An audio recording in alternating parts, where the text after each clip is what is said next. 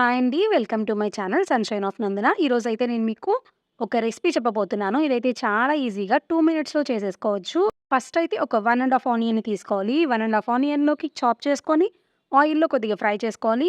Then ఒక పచ్చిమిరపకాయ add చేసుకోవాలి. యాడ్ చేసుకున్నాక దీనికి 3 టొమాటోస్ సరిపోతాయి. టొమాటోస్‌ని యాడ్ చేసుకున్నాక అది మగ్గిన తర్వాత నేను 5 ఎగ్స్ తీసుకున్నాను. ఈ 5 ఎగ్స్‌ని నీట్‌గా బీట్ చేసుకొని బాగా ఈ 5 ఎగ్స్‌ని బాగా మిక్స్ చేసేసుకున్నాక మనము సాల్ట్ అండ్ కారం యాడ్ చేసుకోవాలి. మన టేస్ట్‌కి సరిపోయినట్టు.